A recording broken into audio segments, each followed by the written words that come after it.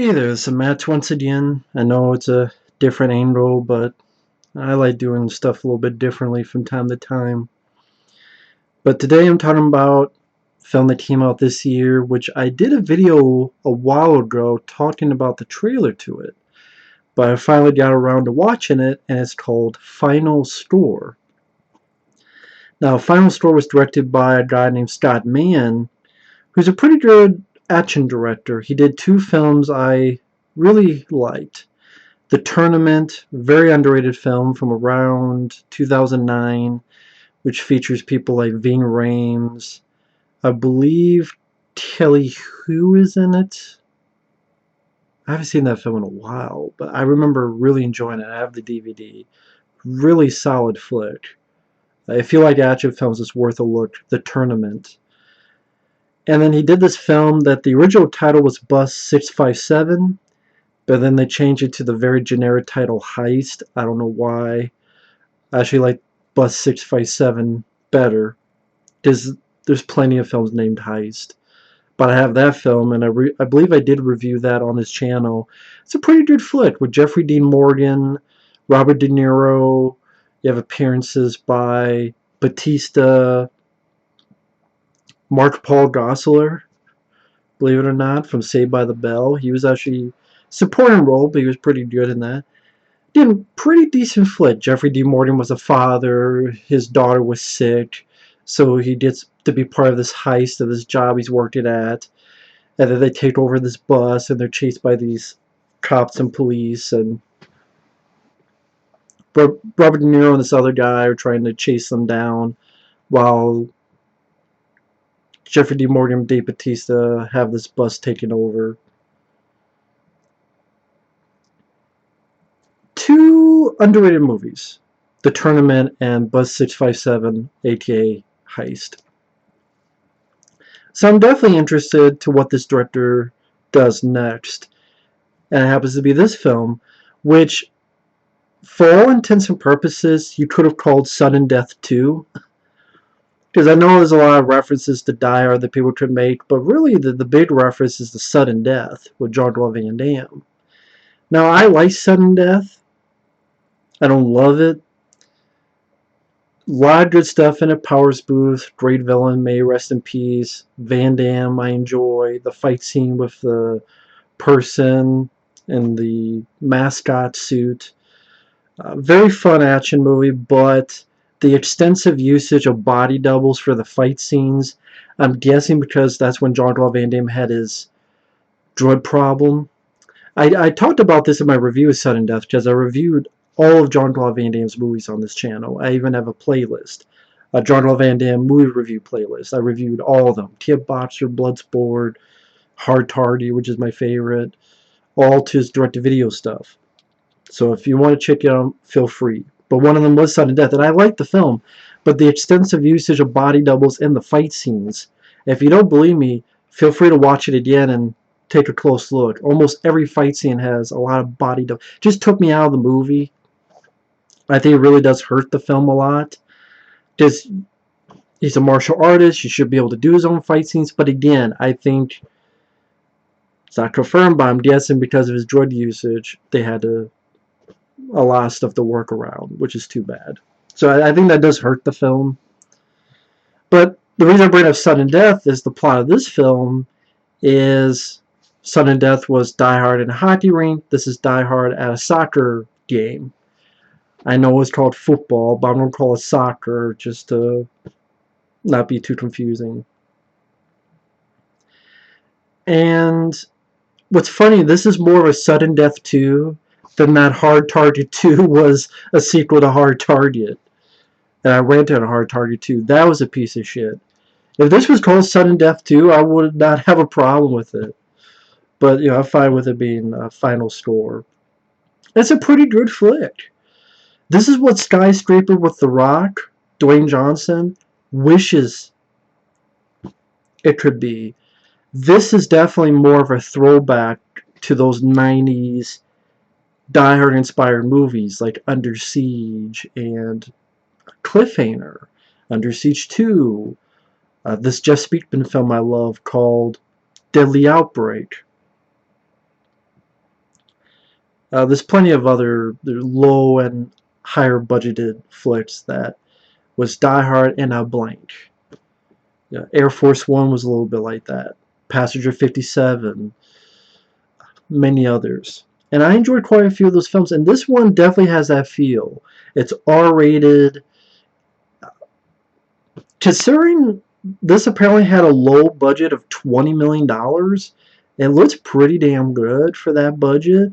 Compared to Skyscraper, which has over $100 million budget, and that had so much fake CGI that it might as well have been one giant cutscene from a video game. Like, Skyscraper was so lame and boring and blasé and neutered, pussified PG-13 bullshit. This is a much better movie than that. Dave Bautista, I think, is his best role because this seemed like a natural fit for him. He was a guy, he was a soldier, and we don't see it, we don't need to see it, but we hear about it from dialogue. He visits London, his brother has died, he goes to visit his niece in London to take her to the soccer game. I like that him and the niece, they have a good back and forth between each other. The niece isn't just some bitch or bitchy, two-faced, plug your ears with fucking vibrators type of character. Oh, another fun Die Hard type of movie is Command Performance of Dolph Lundgren. Die Hard and a rock concert with Dolph Lundgren, where Dolph Lundgren's a drummer. What was the line? Like, death is easy, rock and roll is hard. It's something like that. I mean, I want to see Command Performance again. I want to do a Dolph Lundgren marathon one day. I did it like a decade ago, but copyright screwed that up. So I want to redo that because Dolph deserves it. Because I did one on Stallone, I did one on Van Damme, I did one on Steven Seagal. I've done it for other people like John Candy, Adam Sandler. I do want to do one on the Dolph. Just like I said, he deserves it. But Command Performance, that's a fun movie. But yeah, the dialogue seems natural between him and his niece. He makes a reference to The Sandlot. He even says, "You killing me, Smalls?" to his niece. I'm like, is that a reference to The Sandlot? That was pretty cool. And again, the dialogue, he's like, "Oh, watch your language, you little shit. I'm not getting fat, you smartass." Again, they have a natural bond and play off each other. Batista, he's cussing, but it's natural. It's not forced. It's just, this is the kind of role I hope Batista plays more, because this suits him the best. And I don't mind Batista. I don't mind him in the Guardians of the Galaxy movies, although they don't really give him much to do, even though he's Drax the Destroyer. But I guess that's the joke, that he doesn't do much. But still, he doesn't do much in those movies when you really look at him, other than be the butt of jokes. He was okay as one of the bad guys, Inspector. He was fine in Bus 657, which he worked with the director before. But yeah, he was much better here than The Rock was in Skyscraper. And the plot, you have Ray Stevenson, who is the Punisher in Punisher Warzone, which I did not like, that movie. He's the villain. And him and his brother led this revolution in this Russian state for independence. Things went haywire. The other brother faked his own death, went into hiding, then got with the cops. They changed his face, and now he's Pierce Brosnan. And the reason the bad guys take over this stadium is because they know Pierce Brosnan's character is going to be in attendance. And yeah, this film, it's escapism. You're not going into it for realistic tendencies. I mean, they locked down the stadium. They set up this thing where they fuck up telecommunications so no one can call in or out.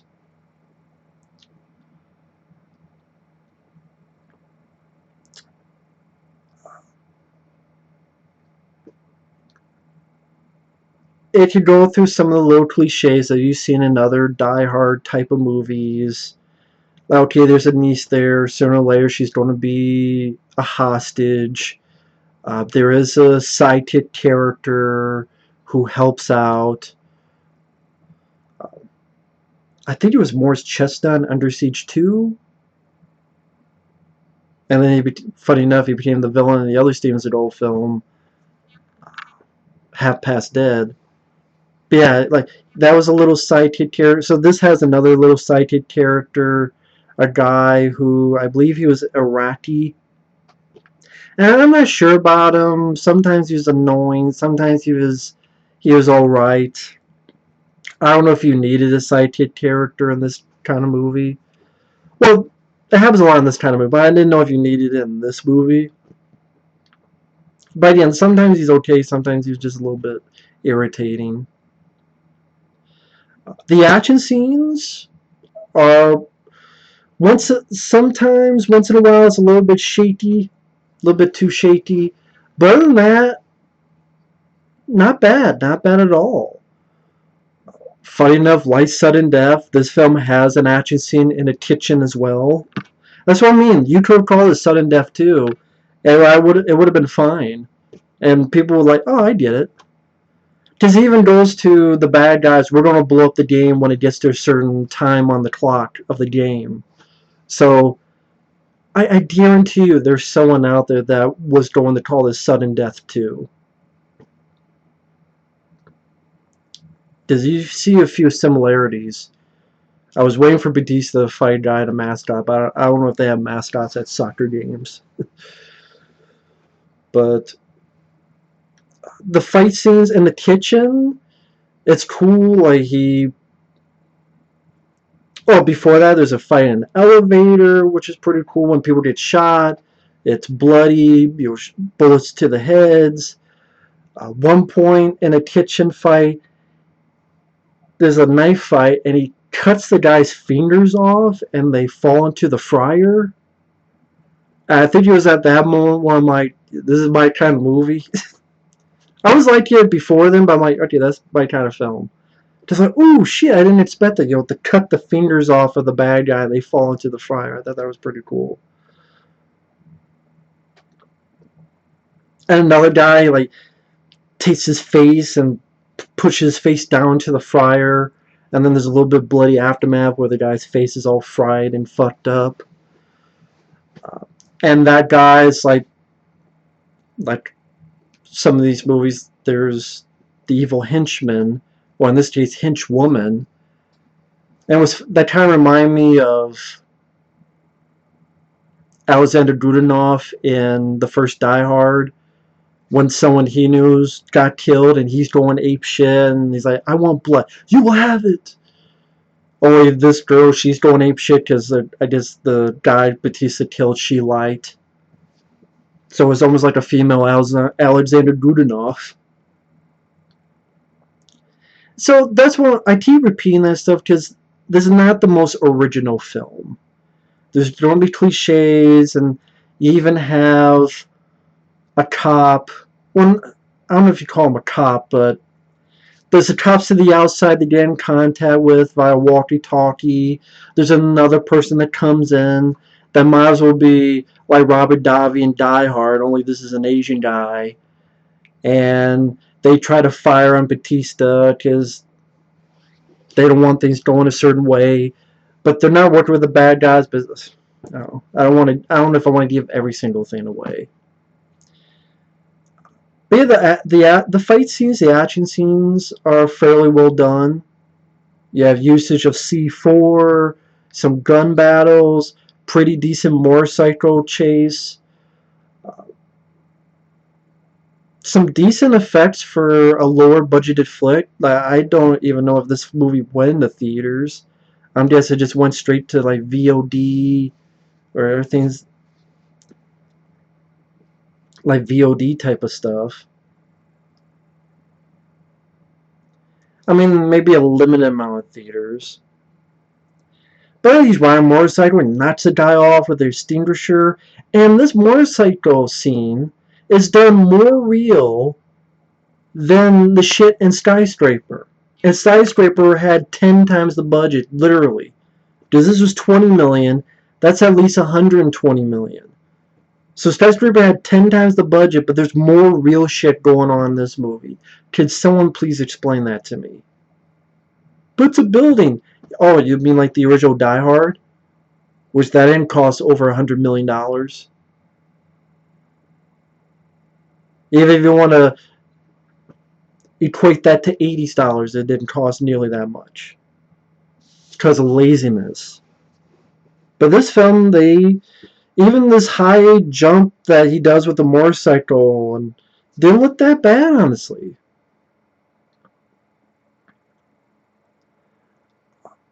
If you're going into this thinking you're going to see a lot of Pierce Brosnan, you may be disappointed because they do promote it as if Pierce Brosnan is in the film a ton. He's really not, because you see one scene of him briefly, but I would say the first real scene you get of Pierce Brosnan is like 51 minutes in, and it's without the end credits. It's only like an hour and a half, so he's not in it as much as maybe the advertising would lead you to believe. But he does fine for the role he's playing. You realize he's a decent guy, and there's a point where he does something for the greater good that makes you feel for the character.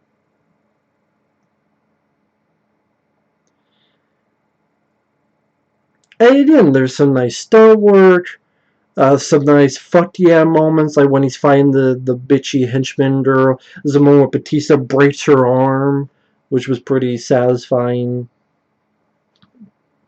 There's a big explosion at the end, which I thought was fairly decent.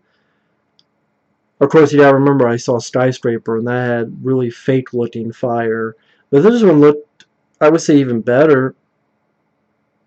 I thought the ending was fine. I don't really have a lot of problems. Again, you don't see stuff coming because it's a lot of cliche. It's not the most original film. There's going to be quite a few moments that's going to make you think of sudden death. I mean, there's C4, like there was C4 in Sudden Death. Well, as well as Die Hard. But almost all that was missing was either a moment where Bautista went out and had to be a soccer player, or he fought a mascot. Like, if you add those two in, then it'd be like exactly like Sudden Death. And if people ask, yeah, I would put Sudden Death above. Despite my issues with the obvious body double and the fight scene in Sudden Death, I'm a huge Van Damme fan. Powers Booth, the production quality. Yeah, I still like Sudden Death. It's just that one aspect bothers the fuck out of me, but I still like that movie. This one, if you like the Die Hard type of movies and you got burned by Skyscraper, I would say give this a watch. It's a pretty damn decent flick. I can easily see it going in my top 10 of the year. And it's another win for me for the director. That's 3 films of his I've seen. The Tournament, Bus 657, and this movie that were pretty good. And this goes to show you Escape Plan 2 did not have to be so shitty. Because this is a low budget, you might as well call it direct-to-video movie. I know technically I should say VOD, but I'm used to direct-to-video, so I'll just say direct-to-video. This is a low-budget movie. And they pulled it off. Because you have a director worth of shit. Unlike the fucking guy who did Escape Plan 2. Let alone the guy who did Skyscraper. Scott Mann knows what he's doing. He's a competent action director. Like Isaac Florentine. There's a couple others out there. The guy who did Headshot. So far, he seems like a competent director. So, yeah. Ray Stevenson, for the role he was playing, he was fine as the villain. I mean, I'd rather see him as the villain here than as the Punisher, because I don't buy him as the Punisher. I'm sorry, I don't. I don't like that movie. I don't like how cartoonish it got. with Jigsaw in front of the American flag, and Ray Stevenson. I prefer Thomas Jane. I prefer Dolph Lundgren. I did not see the show because I don't have Netflix. But Ray Stevenson did fine. Pierce Brosnan, again, he's not in it maybe as much as the marketing seems it is, but he does fine. Bautista, I think, is his best role to date. This is the kind of role he should do more. The dialogue with him fit naturally. The pacing didn't bother me. I thought it went at a decent pace. I like the Die Hard type of concepts. I thought it was handled fairly well in the movie.